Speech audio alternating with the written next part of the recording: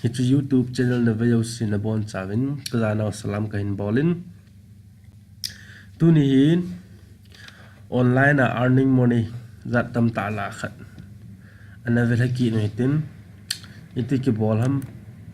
iti bola sumlo dang ham ti chune ha kan hel chit ding a hin achina ding achun ana lut page ngo hitin Google Chrome's browser la lut no hitin Google Chrome sa ako na hai kabol bang chan na bol va sum na ki hol theo hi ti kan het sa he la hin search panel la hi short URL yong ti the zat tam ta min yong like tu ni cut URL teutin cut URL la hin lut ta diu te cut URL lut ting le ma hung pon to tan cut URL chi hi tan na che hin click ball na lut do zo ting a hi le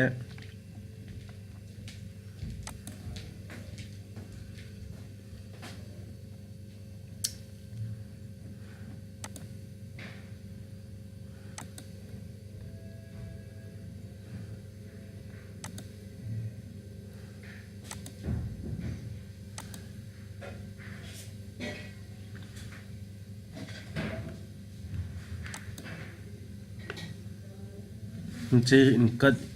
search panel ai tu ni bol du che le link sort link website link hoi su chama sum de holding ti hin cha hin platform la chum long le tu ni naman tu chu cut URL ti pai ya ni lut de cut URL lu no tin le ba hin cut URL ki mutan nui langa hin cut URL shorten link and earn money katin chai lu nete chi hin ka hol chu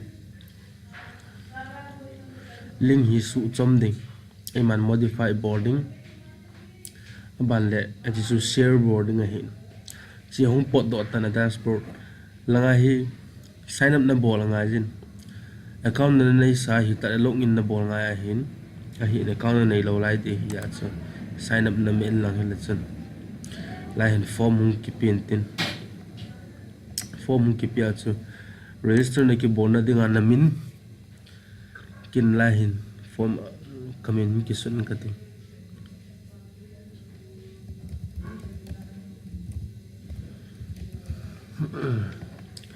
email ID jo ngayin email ID ahi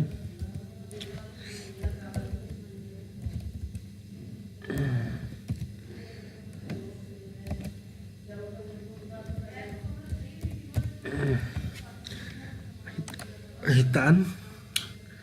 password na ki sim ngayin password khat sim phat ngayin ta le laya I'm not report na hi verify na bol ngai kin nga le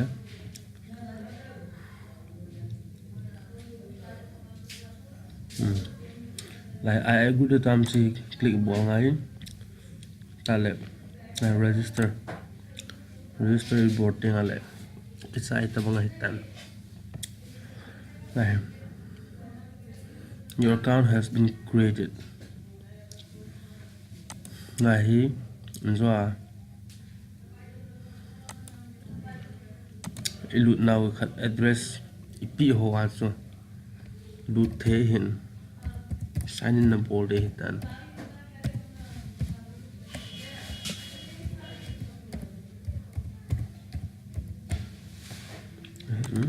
password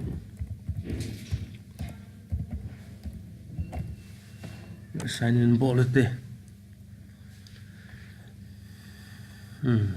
pot do tai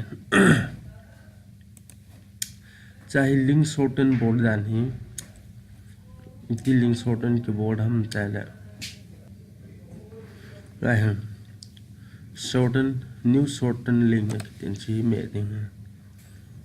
shorten link lại lại không bộ đồ tay thì bộ đồ hôm tay lẹ link khát copy bộ ngay ngã sẽ đi ngã chỗ link copy bộ đi in phone khát ngã copy hụt chỉ phone link hi copy hụt link copy bolding rồi lại paste bolding lại shorten mẹ đi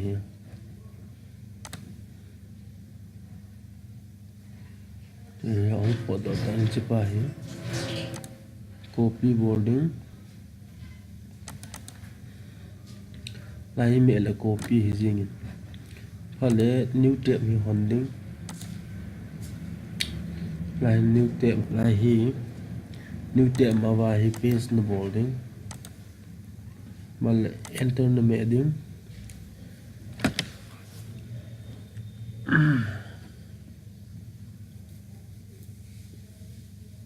bộ đồ tay bộ đồ tay lại enter nó bộ phải là chỉ bộ đồ tiếng mà là cái số lượng là chân lại another board click here to continue cái tiếng chỉ verify nó board kịp này